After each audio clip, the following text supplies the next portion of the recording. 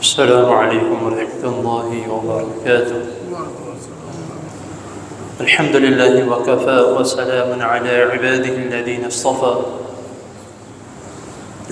اللہم صل وسلم علی نبینا محمد صلی اللہ علیہ وسلم۔ اما بعد، حضرت محترم،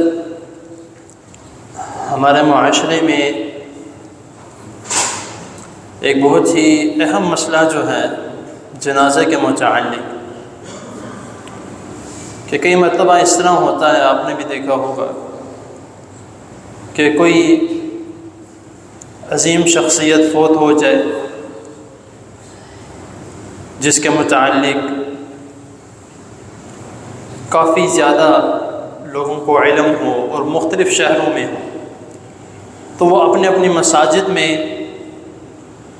اس کا نماز جنازہ پڑھاتے ہیں کہ ان کے طرف نہیں جا سکے، یا جس شہر میں وہ تھے وہاں پہ نہیں جا سکے، تو اپنے ہی شہر میں لوگوں کو بتا کے اس کا نماز جنازہ پڑھ لیا جاتا ہے، جس کو ہم غائبانہ نماز جنازہ بھی کہتے ہیں۔ تو اکثر لوگ یہ کہتے ہیں کہ یہ کسی بھی حدیث سے ثابت نہیں ہے، یا نبی کریم صلی اللہ علیہ وسلم نے کبھی نہیں پڑھایا، اس کی روایات ضعیف ہیں، وغیرہ وغیرہ، اس طرح کے کئی جو ہیں وہ باتیں کہی جاتی ہیں۔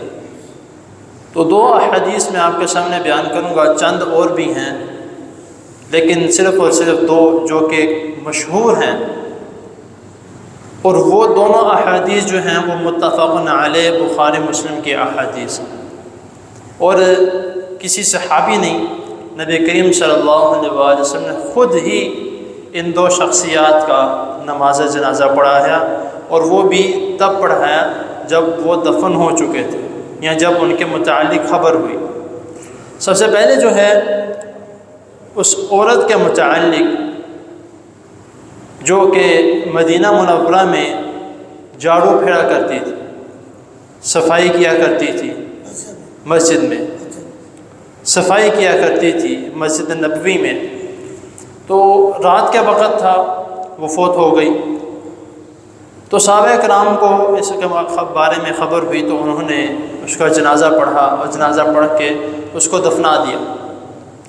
اگلے روز صبح جب نبی کریم صلی اللہ علیہ وسلم مسجد میں تشریف لائے، تو انہوں نے پوچھا کہ آج وہ خاتون نظر نہیں آ رہی، وہ کہاں پہ ہیں؟ آج وہ جھاڑو لگانے نہیں آئی ہیں، صفائی کرنے نہیں آئی۔ تو صحابہ کرام نے عرض کیا کہ اللہ کے رسول صلی اللہ علیہ وسلم وہ تو رات کو فوت ہو گئی۔ یہ بخاری کی حدیث ہے جو میں مکمل آپ کو بتا رہا ہوں، حدیث نمبر 458۔ وہ کہتے ہیں کہ وہ رات کو فوت ہو گئی، تو ہم نے اتنا معمولی، یعنی کہ اتنا بہتر نہیں سمجھا کہ آپ کو آ کے اٹھائیں۔ ہم نے سوچا کہ آپ صبح اٹھیں گے تو آپ کو ہم اس کی خبر دے دیں گے وہ فوت ہو چکی ہے۔ تو نبی کریم صلی اللہ علیہ وسلم نے فرمایا کہ تم نے اس کی موت کو بالکل معمولی سمجھا کہ وہ مسجد میں صفائی کرنے والی ہے، مسجد میں جھاڑو دینے والی ہے، مسجد کو صاف ستھرا رکھنے والی ہے، اور اس کی موت کو تم بالکل معمولی سمجھتے ہو، تو مجھے بتاؤ کہ اس کی قبر کہاں پہ ہے۔ تو صحابہ کرام لے کے گئے، قبر کا بتایا گیا کہ یہاں پہ قبر ہے۔ تو نبی کریم صلی اللہ علیہ وسلم احادیث میں آتا ہے کہ رسول اللہ صلی اللہ علیہ وسلم نے اس کا نماز جنازہ پڑھا، اور صحابہ کرام نے بھی نبی کریم صلی اللہ علیہ وسلم کے پیچھے نماز جنازہ پڑھا، اور رسول اللہ صلی اللہ علیہ وسلم نے اسی حدیث میں فرمایا کہ میں نے یہاں پہ نماز جنازہ پڑھا ہے، تو اس نماز کی وجہ سے جو قبر والے ہیں وہ سب کے سب اندھیروں میں ہوتے ہیں، لیکن میری اس نماز کی وجہ سے اللہ تعالیٰ نے ان کو روشن کر دیا۔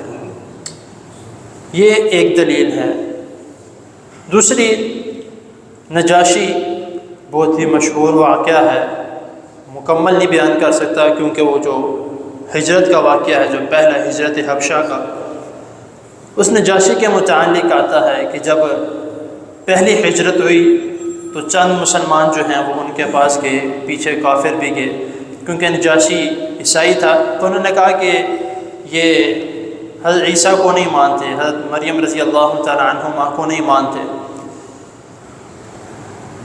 تو جب نجاشی نے اس کے متعلق طلب کیا کہ واقعی ایسی بات ہے، تو انہوں نے سورۃ مریم پڑھ کے سنا دی. تو نجاشی جو ہے وہ روتا ہوا اپنے تخت سے نیچے اترا اور کہتا ہے کہ بالکل صحیح ہے، جو اس تلاوت میں اس صورت میں جو تم نے بیان کیا ہے وہ بالکل اسی طرح ہی ہے. تو اس وقت آتا ہے کہ نجاشی نے جو وہ مسلمان ہو گیا، حالانکہ مسلمان تھا اور نبی کریم صلی اللہ علیہ وسلم کے دور کا مسلمان تھا، لیکن اس نے رسول اللہ صلی اللہ علیہ وسلم سے کبھی ملاقات نہیں کی، یا نبی کریم صلی اللہ علیہ وسلم سے کبھی اس کی ملاقات ہوئی نہیں. لیکن خط و خطابت سے، بات چیت سے یا کسی کے آنے جانے سے رسول اللہ صلی اللہ علیہ وسلم اکثر اس سے بات وغیرہ کرتے رہتے تھے، لیکن کبھی ملاقات نہیں ہوئی. تو جب رسول اللہ صلی اللہ علیہ وسلم کو ان کی وفات کی خبر ملی تو رسول اللہ صلی اللہ علیہ وسلم مدینہ منورہ میں ہی مسجد میں نبی کریم صلی اللہ علیہ وسلم نے صحابہ کرام کی صف بندی کروائی اور اس کا نماز جنازہ پڑھایا. اب وہ حبشہ کے علاقے میں ہے اور رسول اللہ صلی اللہ علیہ وسلم، اور حدیث میں آتا ہے کہ نبی کریم صلی اللہ علیہ وسلم کو اس کے متعلق کچھ دنوں بعد پتہ لگا تھا. تو یہ کہہ دینا بغیر تحقیق کے کہ یہ حدیث نہیں ہے یا یہ حدیث ضعیف ہے، تو یہ سراسر جو ہے وہ بہتان ہے. سب سے پہلے میں تقریباً اپنے ہر درس میں یہ بات کہتا ہوں کہ کوئی بھی بات ہو سب سے پہلے اس کی تحقیق لازمی ہے. آپ نے کسی سے سنی ہے، آپ کو بیچ میں کوئی شک شبہ ہے، عمل نہ کریں، کوئی مسئلہ نہیں ہے، کوئی گناہ والی بات نہیں ہے، عمل نہ کریں. لیکن اگر آپ کو اس کے متعلق پتہ لگ جاتا ہے کہ یہ درست ہے، صحیح ہے، تو عمل کرنے میں دیر نہ کریں. ہاں آپ کو اس کے متعلق یہ پتہ لگتا ہے کہ یار یہ کسی حدیث میں نہیں ہے، فلاں بندے نے بات کہی تھی تو یہ غلط ہے، تو آپ فوراً اس کو چھوڑ دیں.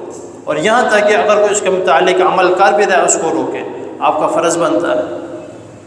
تو ہمیشہ جو ہے یہ دو واقعات جو میں نے آپ کو سنائے ہیں، دو احادیث، یہ دونوں بخاری اور مسلم دونوں میں موجود ہیں. ہاں الفاظ ہو سکتا ہے تھوڑا آگے پیچھے ہوں جس طرح میں نے بتایا، لیکن دونوں احادیث جو ہیں، اور بھی کئی احادیث ہیں، تو اس کا ہمیں جو ہے وہ خیال کرنا چاہیے کہ نماز جنازہ جو ہے وہ غائبانہ نماز جنازہ، غائبانہ کس کو کہتے ہیں؟ جو ہمارے سامنے نہیں ہے لیکن اس کا ہم نماز جنازہ پڑھ رہے ہیں. تو یہ دعا ہے، تو اس کا کرنا کوئی احادیث سے یہ نہیں کہ ثابت نہیں ہے، ثابت ہے تو یہ کر سکتے ہیں، کوئی مسئلہ نہیں ہے. اللہ تعالیٰ کے حضور دعا ہے اللہ تعالیٰ ہمیں جو سنا اس کو سمجھنے کے، اس پر عمل کرنے کی توفیق عطا فرمائے. وآخر دعوانا الحمدللہ رب العالمین. بیماروں کے لیے دعا کرے اللہ تعالیٰ سب بیماروں کو صحت کاملہ عاجلہ عطا فرمائے. الحمدللہ رب العالمین والعاقبۃ للمتقین. اللهم صل على محمد وعلى آل محمد كما صليت على إبراهيم وعلى آل إبراهيم إنك حميد مجيد. اللهم بارك على محمد وعلى آل محمد كما باركت على إبراهيم وعلى آل إبراهيم إنك حميد مجيد. ربنا آتنا في الدنيا حسنة وفي الآخرة حسنة وقنا عذاب النار. لا إله إلا أنت سبحانك إني كنت من الظالمين. رب ارحمهما كما ربياني صغيرا. رب ارحمهما كما ربياني صغيرا. رب ارحمهما كما ربياني صغيرا. اللهم اشف مرضنا ومرضى المسلمين. يا شافي الأمراض اشف مرضنا ومرضى المسلمين. أذهب البأس رب الناس واشف أنت الشافي لا شفاء إلا شفاؤك شفاء لا يغادر سقما. اللهم انصر الإسلام والمسلمين. اللهم أعز الإسلام والمسلمين. اللهم إنا نعوذ بك من جهد البلاء ودرك الشقاء وسوء القضاء وشماتة الأعداء. اللهم إنا نعوذ بك من زوال نعمتك وتحول عافيتك وفجاءة نقمتك وجميع سخطك. ربنا تقبل منا إنك أنت السميع العليم وتب علينا إنك أنت التواب الرحيم. وصلى الله تعالى على خير خلقه محمد وآله وأصحابه أجمعين برحمتك يا أرحم الراحمين.